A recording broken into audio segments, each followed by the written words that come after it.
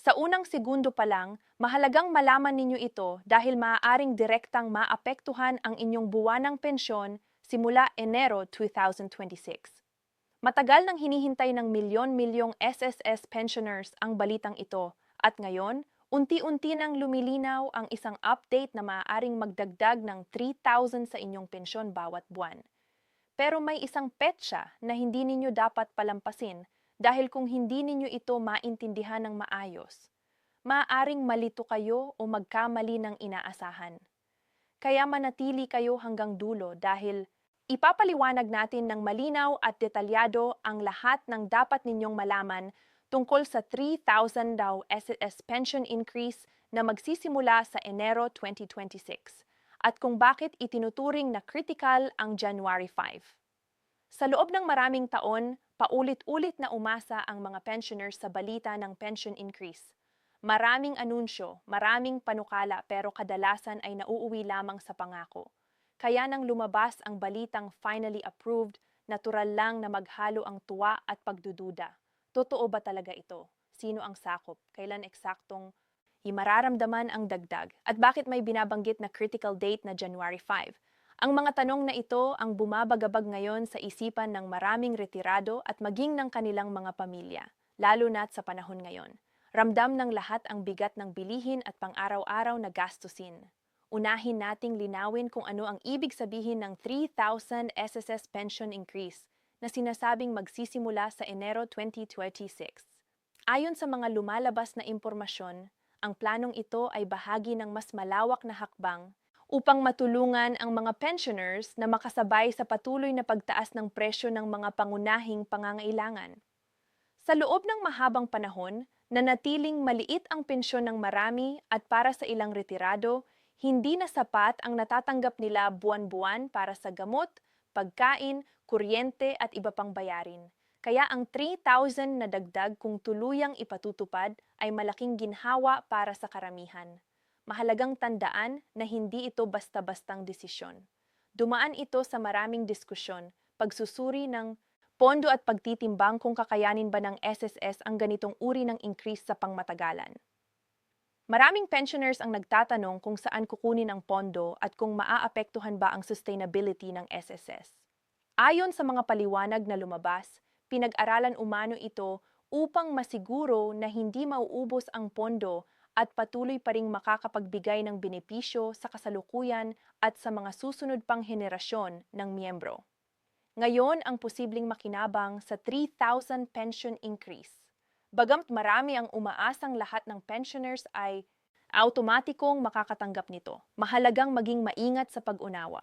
Karaniwan, may mga kwalipikasyon na tinitingnan gaya ng uri ng pensyon, haba ng kontribusyon, at kasalukuyang halaga ng tinatanggap na buwan ng pensyon. May mga indikasyon na mas bibigyang prioridad ang mga low-income pensioners o yaong matagal nang tumatanggap ng mas mababang halaga. Kaya mahalagang abangan ang opisyal na detalye upang malaman kung kayo ba ay kabilang sa agarang makakatanggap ng buong 3,000 o kung may ibang mekanismo na ipatutupad. Isa pang mahalagang punto ay ang petsa ng pagsisimula. Maraming nalilito kung kailan eksaktong magsisimula ang dagdag. Ang malinaw sa ngayon ay Enero 2026 ang target na simula ng implementasyon. Ibig sabihin, hindi pa ito mararamdaman sa 2025 o sa mga huling buwan ng kasalukuyang taon. Gayunpaman, may binibigyang diin na isang critical date at ito ay January 5. Ang petsang ito ay mahalaga dahil dito inaasahang maglalabas ng opisyal na anunsyo, guidelines o kumpirmasyon sa implementasyon ng pension increase. Para sa marami, ito ang magiging araw na magbibigay linaw kung ano ang tunay na mangyayari. Bakit nga ba critical ang January 5 sa mga nakaraang karanasan? Dito kadalasang inilalabas ng SSS ang mahahalagang circulars o advisories sa simula ng taon. Maaring dito ipaliwanag ang eksaktong mekanismo ng pagdagdag kung paano ito ipapasok sa inyong buwan ng pensyon at kung kailangan ba ng anumang aksyon mula sa pensioners. May mga pagkakataon noon na may mga benepisyo na hindi agad natanggap ng ilan dahil may kulang na dokumento or hindi updated ang kanilang records. Kaya ang January 5 ay isang petsa na dapat bantayan upang maiwasan ang kalituhan at pagkaantala. Para sa mga pensioners, mahalagang maging handa at updated. Siguraduhing tama ang inyong personal na impormasyon sa SSS kabilang ang inyong bank details kung saan ipinapadala ang pensyon. Kung may pagbabago sa address, contact number or status, mas mabuting ayusin ito bago pa man dumating ang Enero 2026.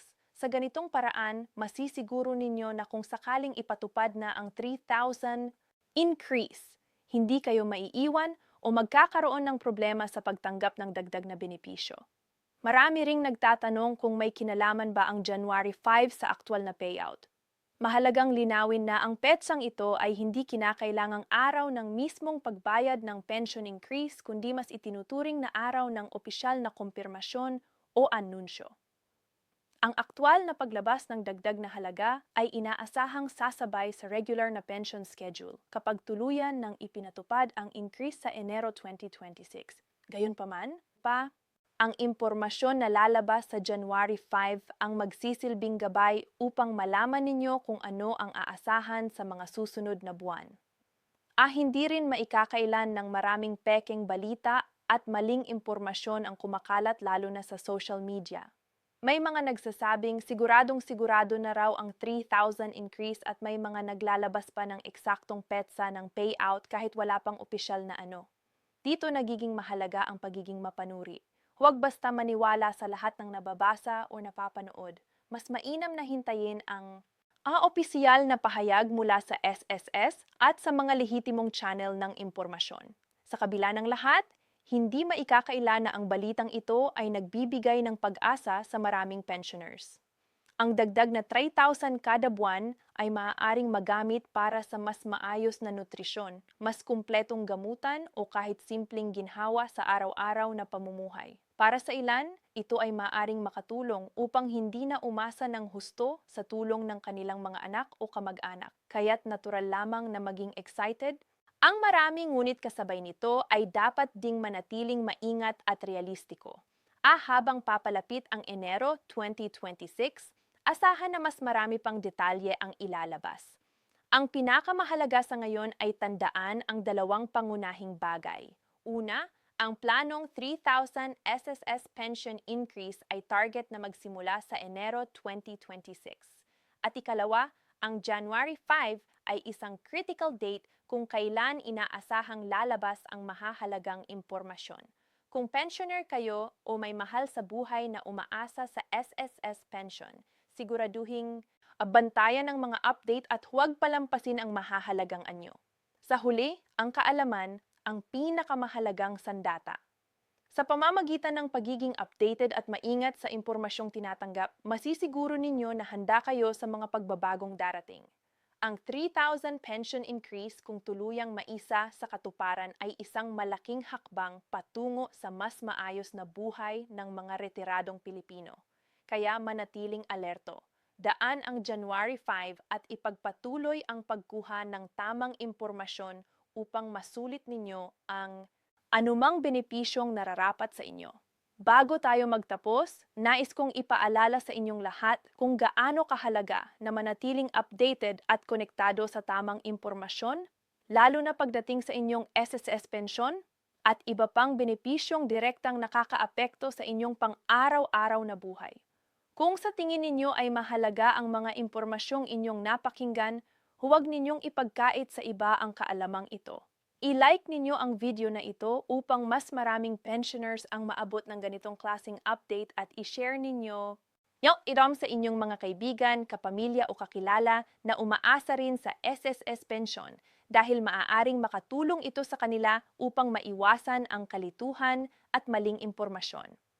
Huwag din kalimutang mag-subscribe sa channel na ito at i-click ang notification bell upang palagi kayong unang makakatanggap ng mga pinakabagong balita, paliwanag at mahahalagang paalala tungkol sa SSS, pension increases, payment dates at iba pang benepisyo na para sa inyo. Sa dami ng kumakalat na balita online, mahalagang may isang mapagkakatiwalaang source kayo na nagbibigay ng malinaw at madaling intindihing paliwanag, lalo na kung kayo ay pensioner o may magulang at mahal sa buhay na umaasa sa pensyon. Kung may mga tanong kayo, kalituhan, o nais kayong ipalinaw tungkol sa 3,000 SSS pension increase sa January 5 critical date o sa iba pang usaping may kinalaman sa inyong benepisyo, huwag kayong mahiyang mag-comment sa ibaba. Binabasa namin ang inyong mga komento at sinusubukan naming sagutin ang mga pinakamahalagang katanungan sa mga susunod na videos. Sama-sama tayong manatiling informed, alerto at handa sa mga pagbabagong darating. Maraming salamat sa inyong panunood at patuloy nating bantayan ang mahahalagang update para sa kapakanan ng bawat SSS pensioner.